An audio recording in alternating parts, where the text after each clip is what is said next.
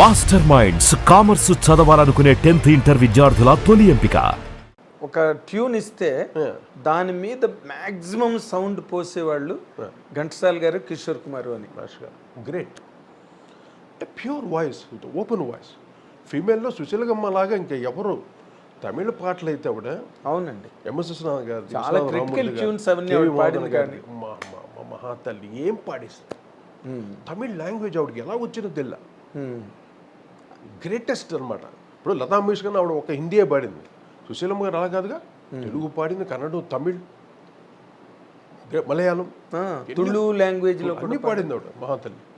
ఒరియాలో పాడే చెప్తున్నా ఎందుకంటే ఆ వాయిస్లో బ్రైట్నెస్, ఒక పాట ఒక స్వరం అంత ఘనంగా ఉంటుంది పాడుతుంటే. అంటే ల్యాండింగ్ నోట్లు పర్ఫెక్ట్గా పర్ఫెక్ట్. ఒకే ఏ గమకానికి ఎక్క వాల్యూమ్ ఇవ్వాలి ఆటోమేటిక్గా తెలుసు. అది మైక్ దగ్గర వచ్చి పాడేటప్పుడు వాళ్ళకి ఆ టెక్నిక్స్ తెలుసు. అంటే ఘంటసాల గారిలో 50% అయినా బాలు గారు స్కోర్ చేశారండి. అంటే బాలీవుడ్ అది వేరే ట్రెండ్. అది అంటే ట్రెండ్ ఏదైనా ఇప్పుడు ఘంటసాల గారు అల్టిమేట్గా ఆయన సూర్యుడు అయితే ఇది చంద్రుడు అవుతాడు బాలసూర్యుడు అంతే. Okay, it's a powerful. Ghantasala గారిది voice the most powerful voice. మహానుభావుడు. అది ఏది పాడినా చూడు అసలు ఎంత ఘనంగా ఉంటుంది. పాట వింటూ ఉంటేనే తెలుగు భాష, ఆ భాషకి ఎంత వాల్యూమ్ కావాలి, ఆ స్పష్టత, ఆ సౌండ్ ఎంత బ్రహ్మాండంగా ఉంటుంది. ఆయన ఒక ఎన్టీ రామారావు గారు ఒక స్పీచ్ ఇస్తున్న తెలుగు భాషకి ఎంత ఘనంగా ఉంటుంది.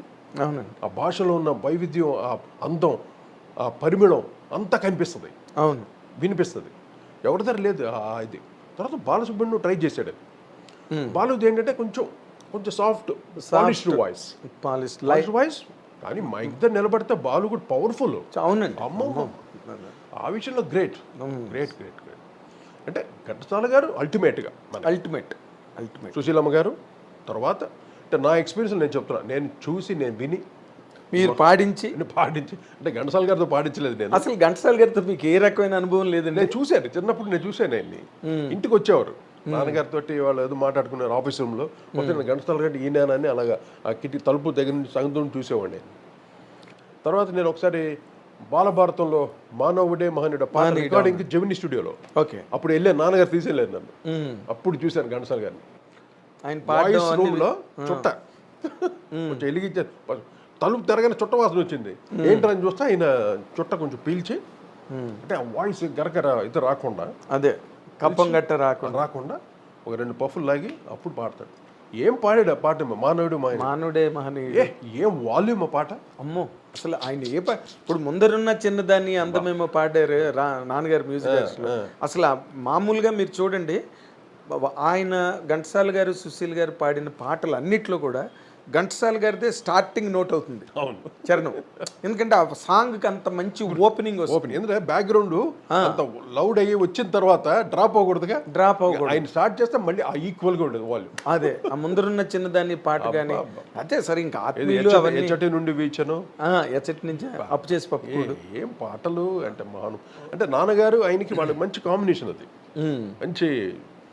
అంటే నాన్నగారిది కొంచెం నేజల్ వాయిస్, ఈయన గమకాలు ఎక్కువ పలుకుతాయి. అవునండి, ఆయనది భారీ వాయిస్ ఘంటసాల గారిది. భారీ. కొన్ని పలకకపోయినా ఆయన ప్రాక్టీస్ చేసేవాడు. ఈయన ఇచ్చిన స్వరం ఏది మిస్ అయ్యేవాడు కాదు. అవును, వాళ్ళిద్దరు అంత అది that is the pure music, pure music, pure people. They are very pure people. Pure అందువల్ల అంత గొప్ప పాటలు ఇప్పుడు చరిత్ర కాదు కదా. దానిలో బాలభారతంలో ఆ పాట ఒకటిను, మానవుడే మహనీయుడు ఒకటి, తర్వాత ఇంకో సాంగ్ ఉన్నా సార్ గుర్తురాట్లేదు. ఆ 2 పాటలు అప్పుడు పెద్ద హిట్ బాలభారతంలో. అసలు ఆ 2 పాటలే లైఫ్ సినిమాకి. ఇప్పుడు ఘంటసాల గారి తర్వాత రామకృష్ణ గారు వచ్చారు. రామకృష్ణ గారు ఎంతైనా కొంచెం ఆయన ఛాయలోనే ఉండేది, ఘంటసాల గారు లెవెల్లోనే ఉండేది. అంటే నేను ఇమిటేషన్ వాయిస్ నేను ఒప్పుకోలేను సార్. మీరు ఫ్రెండ్స్ అందరితో నాకు ఈ డిస్కషన్. కొన్ని పాటలు చాలా బాగా పాడాడు. అందాల రాముడు ఈ పాటలు. నేను I tell you one thing sir. నేను I have a very strong intense feeling. ఆయన మంచి గాయకుడే, నేను కాదంటలేదండి. But he was thrusted upon the industry. Yes, అంటే అప్పట్లో ఘంటసాల తర్వాత ఎవరు లేరు. బాలు గారికే రికార్డింగ్ లేక శారద సినిమాలో కోరస్లో పాడాడు విజయ గార్డెన్స్లో. నాకు బాలు గారే డైరెక్ట్గా చెప్పారు, రికార్డింగ్ లేవు. మీకు తెలుసు, ఎందుకంటే మీరు అక్కడ ఉన్న పుట్టి పెరిగిన వ్యక్తి కదా మీరు. ఇప్పుడు రామకృష్ణ గారు ఏంటంటే ఇంకా డెస్పరేట్ ఇండస్ట్రీలో ఇంకొకరు పాడడానికి లేకపోవడం, బాలు గారు ఎప్పుడు అల్లరి పాటలు పాడుతూ హుషారైన పాటలు పాడుతూ వెళ్ళడం, దానివల్ల రామకృష్ణ గారు అనే గాయకుడికి ఒక స్పేస్ దొరికింది ఆ టైంలో.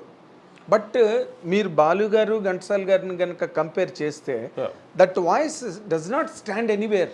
ఎవరిది? రామకృష్ణ గారు.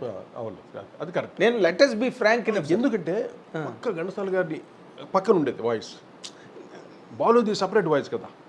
పక్కగా కూడా లేదండి, పక్కగా కూడా లేదు. ఎందుకంటే ఆ వాల్యూమ్ ఎక్కడ, ఆ మెలోడీ ఎక్కడ, అసలు అకారం ఘంటసాల గారు పలికినట్టు ఏ గాయకుడైనా పలకగలడా? అకారం టాప్లోకి వెళ్ళినప్పుడు కానీ మిడిల్లో కానీ ఆయన పాడితేనే ఆ పాటకి ఒక రూపం అండి, స్వరూపం అంత రిచ్గా ఉంటుంది ఘంటసాల గారి పాట. రిచ్గా ఉంటుంది. అది అదే ఆ తర్వాత జేసుదాస్ దగ్గర ఉంది ఆ rich voice, richness, voice rich, grandeurness. ఒక కిషోర్ కుమార్కి ఉంది, మొహమ్మద్ రఫీకి ఉంది, అవును. తర్వాత బాలుకి ఎస్ కంపారిటివ్లీ వాళ్ళకు ఉంది, తర్వాత బాలు లాస్ట్గా. బాలు గారు ఇంకా is a master of singing. ఎందుకంటే మాస్టర్ ఆఫ్ సింగ్ ఎందుకు అయ్యాడంటే ఆయన మొదట హిందీ పాటలు పాడాడు అందరిది, కిషోర్ కుమార్ది, మొహమ్మద్ రఫీది, ఎక్కువ మొహమ్మద్ రఫీది ఎక్కువ పాడేవాడు, రఫీ గారు ఎక్కువ, రఫీ గారిది. అది కాకుండా ఇంకా మన్నాడేది అన్ని రకాల పాటలు పాడేవాడు హిందీ. అవును. పాడి తర్వాత తమిళ్లు టిఎంఎస్, పిబి శ్రీనివాస్, బాలమురళీకృష్ణ, ఈ పాటలన్నీ ఆయన పాడేవాడు. బాలమురళీకృష్ణ గారిది ఆర్కెస్ట్రాల్లో పాడి, కచేరీలో పాడు, ఎన్ని రాటు తెలిపాడు, నాటు తెలిపాడు. అందువల్ల అన్ని రకాల వాయిస్ ఉంటుంది ఆయనలో. ఆయన ఒరిజినల్ క్లాసికల్ పాడుతున్నాడు అనుకో, సడన్ గా బాలమురళీకృష్ణ గారు వచ్చేస్తారు, అక్కడ కనిపిస్తుంది ఆయన గమ్మకాల్లో. ఇప్పుడు హుషారు పాట పాడుతున్నాడు అనుకో, కిషోర్ కుమార్ కనిపిస్తారు, కిషోర్ కుమార్. కొన్ని మెలడీస్ పాడుతున్నాడు అనుకో, మొహమ్మద్ రఫీ కనిపిస్తాడు. అవును. ఇన్ని రకాల వర్సటైల్ వాయిస్, వర్సటైల్ వాయిస్ ను ఘంటసాల గారి వాయిస్ లాంటి వాయిస్ కాకపోయినా కంగమని పలుకుతుంది. అది అల్టిమేట్. ఘంటసాల గారిది అల్టిమేట్.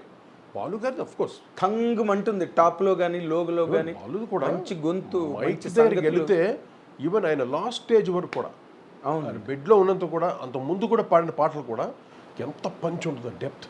అవును. అంటే ఆయనకి పాట అంటే ప్రాణం. పాట అంటే ఎంజాయ్, అంతే, ఎంజాయ్ చేస్తారు. ఇంకా జీవితం ఏది వద్దు అని పాట చాలు. ఎందుకు ఇప్పుడు మీరు అత్తమ్మ కూతుర చేశారా అల్లుడే మజాకలో, విజయ్ గార్డెన్స్ లో రికార్డింగ్, రైట్?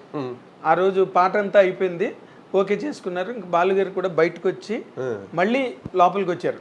వచ్చి కొట్టి ఒకసారి లాస్ట్ బార్ ఒకసారి మళ్ళీ రిపీట్ చేయమంటే మీరు వెంటనే బాలుగారు వచ్చి అడిగితే ఇంకేంటి, మీరు ఎంతో ఎంజాయ్ చేసి మళ్ళీ దాన్ని రిపీట్ చేస్తే లాస్ట్ చరణంలో క్లోజింగ్ లో నా దీని తిన్నా స్టార్టింగ్, అంతకు ముందు లేదు అది. తర్వాత మళ్ళీ బయటకు వెళ్ళి వచ్చి పాడారండి, సంథింగ్ లైక్ దట్. అది ఎందుకంటే ఆయన ఎంజాయ్ చేస్తాడని చెప్పడం కోసం చెప్పింది మాట. పాటని ఇప్పుడు మీరు వెళ్ళిపోతే మీరు ఏమనరు కదా. ఎప్పుడు అంటే ఒక గాయకుడు అన్న తర్వాత మెకానికల్ గా పాడకూడదు, ఏది నేను ఇచ్చిన ట్యూన్ నే ఒప్పజెప్పకూడదు. అవును. So you must do some improvisation. Is ఉండాలి పాటలో, ఈజ్ ఉంది. ఇప్పుడు మేమేం చెప్తాం సార్, ఇది మెగాస్టార్ పాట అంటే వెంటనే ఎక్కిపోద్ది. చిరంజీవి పాట అనగానే ఆయనకి అర్థం చేసుకుంటాడు, ఆ ట్రాన్స్కి వెళ్ళిపోతాడు. బాగా ముఠమేస్త్రిలో టైటిల్ సాంగ్ ఎవరు పాడతారండి? ఓ రబ్బా అది ఎవరు పాడగలరా పాట? అసలు చిరంజీవి గారు అంటే అది ఒక వెళ్ళిపోద్ది ఆయనకి. ఆయన కూడా చెప్పారు, నా పాటలకి బ్రహ్మాండంగా యాక్ట్ చేసే ఒకే ఒక్క హీరో చిరంజీవి అని. డెఫినెట్ అంటే ఆయన అంత కష్టపడేవాడు చిరంజీవి గారు కూడా, అందువల్ల మేము అంత కష్టపడి చేసేవాళ్ళం. అవునండి.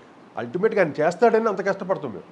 అది అంత సూపర్ కష్టానికి ఫలితం దక్కుతుందని నమ్మకం. ఇప్పుడు అదేది జుమ్మనే తుమ్మెద వేట, దీంట్లో మెకానికల్ లాస్ట్ డ్రమ్ సాంగ్ అది ఎంత మెలడీతో పాటు ఆ బీట్, హెవీ ఆర్గనైజేషన్. అవును. బి గోపాల్ గారు, అరవింద్ గారు అప్పుడు పాత సినిమా ఉంది కదా చంద్రహారం, చంద్రహారంలో డ్రమ్ సాంగ్ ఉంటే చంద్రలేఖ నాన్నగారు చేశారు. అలా చేద్దామని ప్లాన్ చేశారు. మళ్ళీ ఆ అవకాశం మళ్ళీ మాకు రావడం గొప్ప విషయం. And for more videos, please subscribe to iDream. Please subscribe to iDream. Please subscribe iDream. And please subscribe to iDream. For more videos, subscribe to iDream. please like, share and subscribe to the channel. Congratulations, iDream. Subscribe to iDream. Subscribe to iDream. So subscribe to iDream Media. iDream ki iDream team andarki huge congratulations. Please subscribe iDream Media. Please subscribe to iDream. Subscribe iDream. Please subscribe to iDream. iDream అంటే నా కళల ఛానల్ను subscribe చేసుకున్న నోరు తిరుగుతలేదు, మీరైతే గంట గుర్తు కొట్టండి. For more such videos, please subscribe to iDream. Subscribe to iDream. Please subscribe to iDream. Please subscribe iDream Media. Please do subscribe to iDream. Please subscribe to iDream Media. For best entertainment and information, please subscribe iDream. And don't forget to subscribe to iDream.